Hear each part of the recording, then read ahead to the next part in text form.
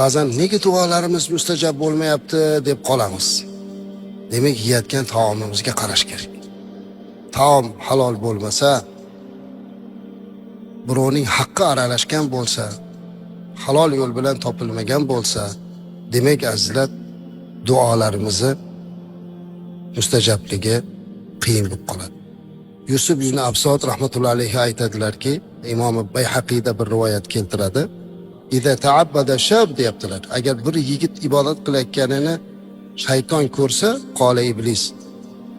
Shayton o'zining askarlariga, shotirlariga aytar ekan, bu ibodatda turgan yigitni taomini ko'ringlar, qayerdan olibdi. Hosili qayerdan, moli, yashashi qanaqa? Fa in kana mat'amuhu mat'ama su. Agar bu haromdan topilib yeyilgan, taomlanib turgan bo'lsa, da'uhu, o'z holiga qo'yib qo'yinglar. La tashtaghilu bihi, u bilan ovora bo'lib o'tirmanglar. Da'uhu yajtahid va yansab faqat kafakum nafsahu. Uni o'z holiga qo'yinglar. Xolaganini qilsin. U qilayotgan ibodati, harakati o'zini barbod qiladi xolos.